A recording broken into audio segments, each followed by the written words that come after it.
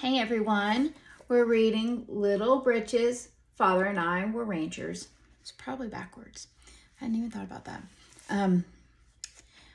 Let's see, we're doing chapter 10, My Friend Two Dog. When I got in from herding one evening early in June, there were two scrawny, jug-headed buckskins tied to an old rickety spring wagon in our yard. I could see them from half a mile up the road and came boiling home at a lot faster than Father liked me to. Nobody was in sight, so we tore right for the barn. Fanny and I had a system at the barn. If I stayed on, she had to go through the doorway slow or I'd be scraped off. But she always liked to pop right in quick. So I slid way back on her rump and slid off over her tail at the last second. I'd got so I could do it and land on my feet most every night. Without spilling the can of milk I always brought from Altland's. I had to time it just right, and that night I was thinking so much about who might be at the house that I must have been little careless. Anyway, I hadn't slid back far enough on Fanny's rump, so when I ooched to go off over her tail, I didn't go all the way and crashed into the header of the barn door. When I woke up, I didn't have any idea where in the world I was for about a minute. I was lying on a pile of hay, and an old man with a long white beard and battered 10-gallon felt hat was looking down at me from squinty blue eyes that were sunk way back in his head. I shut my eyes again quick and heard him say to somebody else, ain't hurt a bit. Afraid the little papoose might have brained himself." I remembered what had happened then and knew where I was. The first thing I thought about was the milk, because Mother had been giving me heck every time I spilled some of it. So I said, "Did I spill the milk?" The old man laughed and laughed. Then he said, "No, bucko, you didn't spill scarcely none of it. Two Dog catched it soon as ever it lit." I sat up, then looked around to see who Two Dog was. He was a wizened old Indian, and his face was so wrinkled it looked like a baked apple that had been left over till it all dried out. His hair wasn't braided like the Indians I'd seen in books, but hung down in scraggly strings to his shoulders, and he had a faded derby hat balanced square on the top of his head. His coat was faded black, too, and the back of it was long and rounded, like the minister's back in East Rochester. He had on a tight pair of bright blue pants and white moccasins with lots of red beads on them. He just looked at me without changing his face a bit. Then he grunted and went over and sat down with his back against the side of the barn. I had just got on my feet when Father came out to see why I hadn't brought in the milk. I must have had quite a bump on my head, because it was the first thing he saw, and he asked me what kind of tricks I'd been up to now. I didn't get a chance to tell him because the old man with the whiskers told him first. He said, "Me and Two Dog was sitting here agin the barn having a smoke when this little coyote came a-riding in. The mare spooked and hightailed in the barn like a scared prairie dog into his hole. The papoose, he didn't have a chance and bunged his head agin the barn. Ain't hurt might, though not a broke bone anywheres." He took hold of my arm and worked it up and down like a pump handle to show Father. Father said for me to come to the house and get cleaned up for supper. On the way in, he told me the old man was Mr. Thompson, and that he claimed to have had his campsite in 1840 right where our house was now. While I was getting washed, I asked him about Two Dog because he was the first Indian I had seen close to. Father said he didn't know much about him, but he had heard that he was a Blackfoot and that he and Mr. Thompson had lived together up in the foothills since long before anybody could remember. The house smelled awfully good.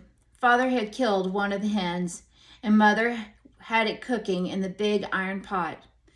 She was putting in the dumplings when she told us that Mr. Thompson and Two Dog were going to eat supper with us and stay all night. She said they might not eat just the way we did, and she didn't want to catch one of us staring at them.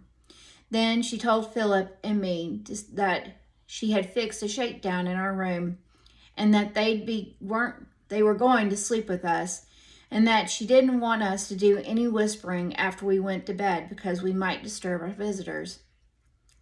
Mother let me go out to call them when supper was ready, but Two Dog wouldn't come to the house. He was still sitting on the ground with his back against the barn. His eyes didn't move or blink, but looked off across our bean field as though he were watching something far away. Mr. Thompson said Two Dog wasn't used to houses and didn't like them, but he'd bring his supper out to him when we got done eating. The way he ate, I don't think Mr. Thompson could have a square meal in months. He just used his fork to push things on his knife, and he pushed them on clear up to the handle. Mr. Thompson kept telling Mother that he hadn't tasted such victuals since he was a little boy back in Missouri, and she kept asking him if he wouldn't have some more of everything. Every time she asked him, he would pass his plate back, and Father would scrape around in the nappy some more. I knew he was keeping one drumstick back for Two Dog because he had only fished out one.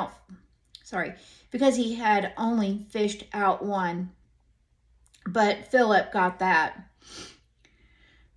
When everything in sight was gone, Mr. Thompson tilted his chair back on its hind legs and wiped his whiskers with the corner of the tablecloth. Then he began telling us about the time he first made his camp right where we were sitting. I liked to hear him talk, but I was worried about Two Dog's supper, and asked Father if I could take it out to him. Father dished it up, and Mother got me 3 biscuits and some mashed potatoes she'd been keeping hot on the stove. I put the silverware and napkin in my overall pocket, so I'd have one hand for the plate and the other for the teacup. Two Dog hadn't moved an inch. He was still looking out across the bean field. But when I passed the plate out to him, he looked up and his eyes smiled, but not his mouth.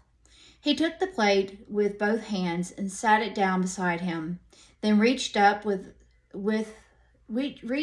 up for the cup. Instead of holding it by the handle, he took it like a bowl and tasted the tea. Then he looked up at me and said, "Shug," but I didn't understand what he meant till he put one finger out above the cup and moved it around as if he were stirring. I forgot all about the silverware and napkin and ran to the house for the sugar bowl. When I got back, he was still holding the cup like a squirrel holding an acorn and looking across the bean field. There was about a cup of sugar in the bowl. He poured nearly a third of it into the tea and started to stir it with his fingers as soon as he put the bowl down. Then I remembered the silverware and held it out to him. He looked at it a minute and then stirred the tea again with his finger. I didn't want to leave him. I didn't want to just stand there holding a napkin and silver, so I sat down beside him. He finished all the tea first, then ate just a chicken leg off the plate. When it was gone, he took up the sugar bowl and poured a few grains into his cupped hand. He picked it out of his palm with his lips, like a horse picking the last few oats out of his feed box. I didn't know how long we sat there, but it was until long after the sun had gone down. Every 10 or 15 minutes, Two Dog would pour a few grains of sugar into his palm and pick out with his lips. They were so dry they never made his hand sticky. He didn't say a word till the bowl was empty, and I didn't either. Once he put his hand over and let it drop on my knee. He lifted it slowly and let it drop twice more.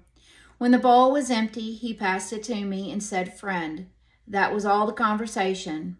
I got up and went to the house with a lump in my throat and a big love in my heart for Two Dog. When I came into the house, the supper dishes were done and all the children in bed except Grace. Mother had the corn popper out and was popping corn over a hot fire. Mr. Thompson was still tilted back in his chair, but had swung it around and had his feet crossed on the windowsill. He and Father were munching popcorn, but Grace was sitting with her eyes bugged out and not even nibbling a handful of popcorn she was holding. I sat down beside her and leaned over close to my ear and whispered, "Oh, can he tell stories? He used to go hunting and fighting Indians with Kit Carson." Mother had never let us sit up so late as we did that evening, and I had never seen anybody eat so much popcorn. Mr. Thompson seemed to have known every trapper and hunter who came west for beaver and buffalo skins. Between mouthfuls of popcorn, he told us about guiding wagon trains from Westport Landing to Oregon, and about going to rendezvous on Green River with Kit Carson and Bent and Lucian Maxwell.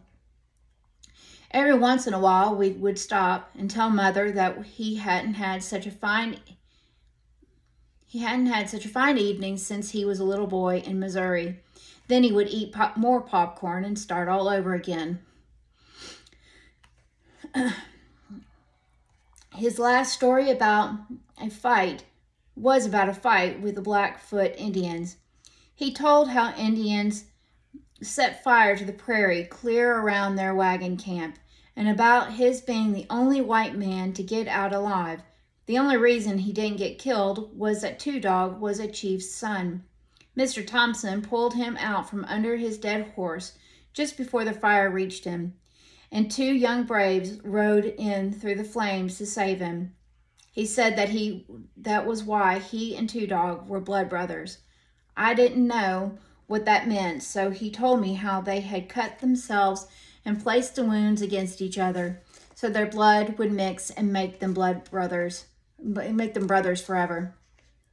After that, Mother made Grace and me get ready for bed. But while we were brushing our teeth, Mr. Thompson kept on telling Father about Two Dog. He said, "Old Two Dog, he's the cleverest man with horses ever you see. That old Injun, he can take horse critter that's 9 parts dead and have him prancing round like a colt in a couple of days. And there ain't no horse so mean he can't handle him." I wanted to stay and hear more, but Father snapped his fingers. I couldn't have gone to sleep when I got out to the bunkhouse if I wanted to, and I didn't want to. I thought maybe Mr. Thompson would tell another story when he came out to go to bed, or that when he was putting his nightshirt on, I might be able to see some of the places where he had been shot. He came out just a little while after I was in bed, but all he said was, "Whoosh," and all he took off was his calfskin vest and his high-heeled boots. Then he crawled in between the blankets with everything else on.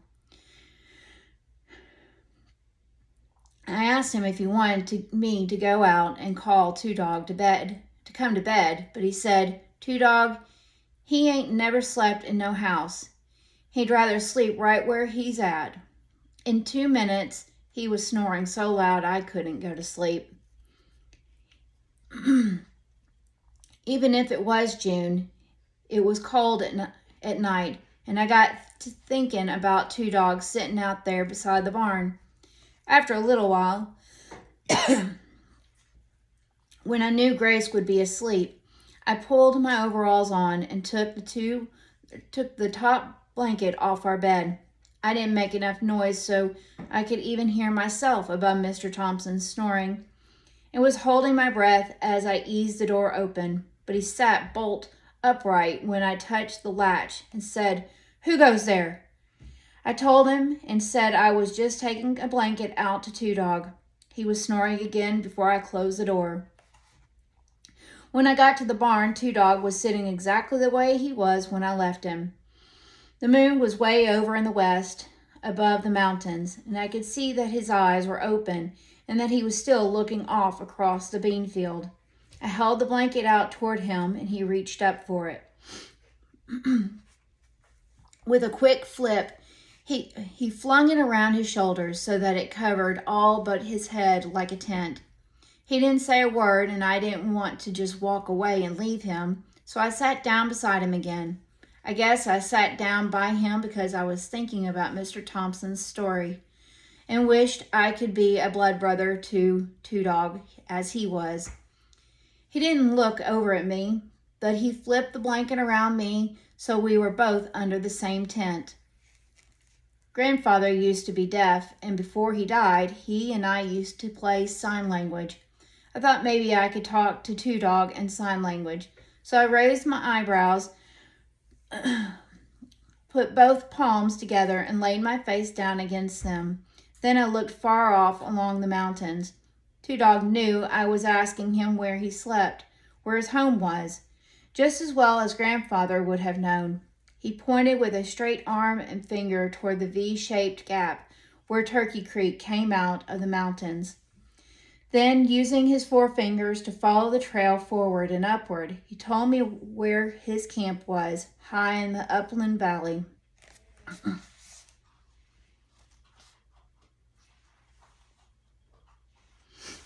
on.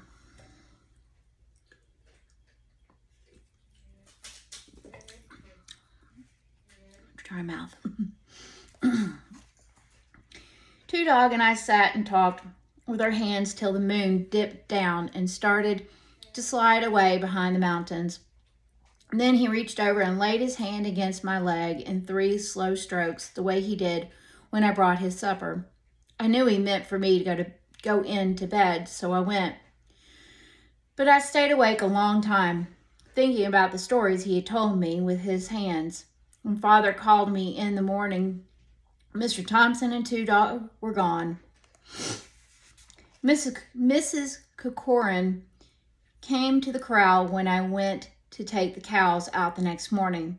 She hadn't combed her hair and had her hands rolled up in her apron because it was still a little chilly.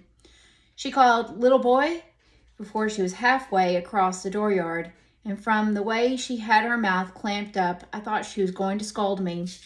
But when she got over to where I was waiting to let the cows out of the gate, she said, "I hear tell that old reprobate horse thief Thompson and his engine put up at your place last night. Good lands, I hope your folks had better sense than to let them in the house. Did they?" I told her that Two Dog wouldn't even come into the house for supper, and that he slept sitting outside the barn. She snorted like a spooky horse when I told her that, and said, "Then you're telling me your ma did let old horse thief in? My land o'Goshen. Well, you better tell her they'll steal anything ain't red hot or nailed down. I hear tell that dirty old man's got more lice on him than a sittin' hen. I suppose your folks didn't have no better sense than to sit around with their mouths agape, listening to a pack of his lies." I got so mad when she said that I forgot she was my boss and hollered, "My folks have got more sense than you have, and he did not tell us a pack of lies. He told us about Kit Carson, and I know it isn't lies, because I read about Kit Carson in a book. And besides, he isn't a dirty old man." I kept getting madder and madder at Miss Corcoran for what she said, until the lump got so big in my throat that I thought I was going to cry. So I kept from it. I slammed the gate open and ran Fanny right in among the cows until I had them nearly out to the wagon road. Mrs. Corcoran kept yelling after me, telling me that if she had a sassy young one like me, she'd take him across her checkered apron, and saying more mean things about Mr. Thompson and Two Dog. When I went past Altland's for the milk that night, Fred told me he was going to start stacking alfalfa the next day, and that Father was going to help him. Then he asked me how much Mrs. Corcoran was paying me for herding cows. When I told him, he said, "I double the ante if you want to ride stacker horse for me." I didn't know what he meant, but I told him I'd do it. So he had me go back and tell Miss Corcoran I wouldn't be coming to herd her cows till haying was over. From her telling me she'd take me over her checkered apron if I was her young one, I didn't think she'd care if I never came back. But she just about had a fit. She asked me how much Fred was going to pay me. I said I didn't know, but she had said he'd double the ante. When I told her that, she got madder than ever and called him a help stealer and said he was ruining me so I wouldn't be any good to anybody. Then she told me she never wanted to lay eyes on me again, but when I was riding back to the road, she yelled for me to be sure and come back the day after Fred got done haying. I didn't want to tell Mother what Mrs. Corcoran said about Mr. Thompson and Two Dog, because I knew if I did, she'd get around to where I'd have to tell her that I'd been saucy. But I was worried that some of it might be true, and besides, I didn't want to have any questions in my own mind about either Two Dog or Mr. Thompson. So I told Father all about it while we were out feeding the horses. Father said that, of course, you never could tell by the looks of a frog how far he'd jump, but he'd bet that neither Mr. Thompson nor Two Dog would ever steal anything from us, and that he thought Mr. Thompson was telling the truth in his story. Then he said Mother could get books in the Denver library that would show whether or not Kit Carson did the things Mr. Thompson said he did, and if he did, then he would know the stories were true. He said maybe the part about the lice was right, but it might be best not to mention it to Mother till we knew more about it. All right, till tomorrow.